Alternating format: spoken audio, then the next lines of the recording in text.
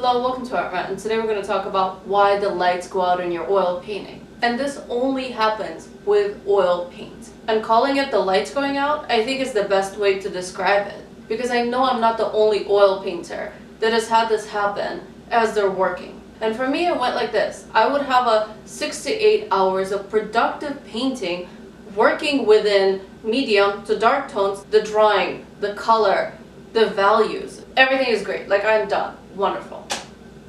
Only to come back the next day and just... I can't even put words to it. I have to think about what I am actually seeing when I return to studio. Because what I am seeing is not what I painted the day before. Because now the area that I was working on is completely absent of all information. There is nothing. It's just like a black hole that you just like, your eyes are just sinking into. It's not giving anything back. And the first few times that this happened, I was thinking that it's me. That maybe I had a really good painting day. Maybe I had different lighting. Maybe I was painting at night. Now I see it in daylight. Something changed. Basically, I was thinking that it was other things out of my control. And that actually I did paint it that badly in the beginning. And now I'm just seeing it with, I don't know, fresher eyes. And then at some point I actually accepted this moment of cognitive dissonance where I started to get used to painting really well the day before, only to return to it the next day and have it not look the same. Until I started taking photos of my daily progress. And that's when I started to realize that, no, actually, the painting was there the day before. I did paint it right with the drawing, the color, the value scale. It was there before. Yes, I had physical visual proof that there was a process happening within the oil painting material, within the medium itself, that was out of my control. But at that point, like so many other oil painting students, there was nothing I could do about it. I felt like the paint was doing its own thing, it was being so unpredictable and never in my favor. So I just stopped painting any kind of shadows in my painting. And now fast forward to where I have my own studio practice. I'm not in school anymore. I haven't been for 4 years.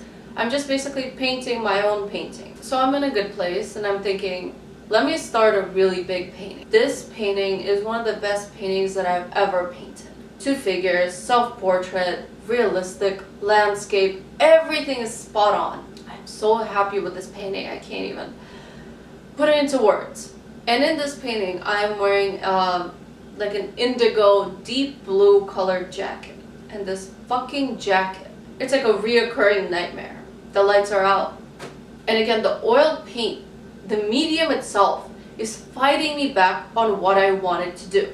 I've been avoiding painting darks and medium to dark values for so long, but here the painting is too good. It has everything, conceptually, visually, the drawing, the perspective, everything is amazing in this painting except for the damn blue jacket that keeps going into nothingness. It keeps becoming a black hole of no information. It doesn't matter how many times I've repainted it. It always looks bad the next day. And after repainting this blue jacket, maybe 3 times, I had gone too far to turn back. And after so much struggling with this jacket, there were parts of it that were beginning to work. And the only parts that actually kept the drawing, the color, and that were salvageable were the areas where the light was hitting the jacket. And that light, I was using maybe ultramarine and phthalo and cadmium. And at that point, I began to see, like, I can repaint this area over and over again,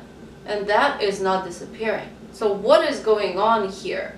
On a physical level, because yeah, oil paint is mysterious and old master medium and whatever, but at some point, if you think about it on a chemistry, physics level, there is a reaction that is happening when I'm using cadmium and titanium. That is working, but that is not happening when I'm using ultramarine, ivory black, phthalo, manganese hue, all those colors that I was using in the darks. So then I tried adding white to the darker mixtures. It was kind of going gray. I was really losing the saturation of the color. Then I was thinking, okay, so it's not the titanium, maybe it's the cadmium within the lighter mixture that was working. So then I started thinking, what is the most similar to cadmium? Cadmium is an opaque pigment. Let me try to use an opaque pigment within the shadows. What is the most opaque blue pigment that I have? Cobalt. So let me try to use cobalt as the base of my mixture, and then use an opaque dark as well. So instead of ivory, I started using Mars black. And for the more kind of yellow brown areas, instead of sepia, I started using burnt umber. The second I started using opaque pigments within the shadows, they didn't disappear. The lights didn't go out. The painting was the same painting that I had painted the day before. The result of my painting process became predictable day to day. And basically what was happening in my painting, the lights were actually physically going out. Because when using transparent colors, phalos, viridian, lakes, if you use anything transparent, you will optically make a black. And that's the answer. And I'll insert a little visual demo at this point. So this is what I mean by transparent oil paint colors. The purple here, that's a dioxazine. The red, alizarin crimson. The blue, phthalo or ultramarine. But look at that. When you start layering them together, what are they making? They're making a completely glossy but opaque, non-see-through, very dark, very optical black color, even though it's multiple colors when you take them apart. And this is what was happening with my oil painting. But then look at what happens if you separate the pigments and if we add a white underneath. So this could be like white titanium. The second that you start kind of sandwiching lighter colors underneath the transparent colors, you see the color, the actual pigment for what it is.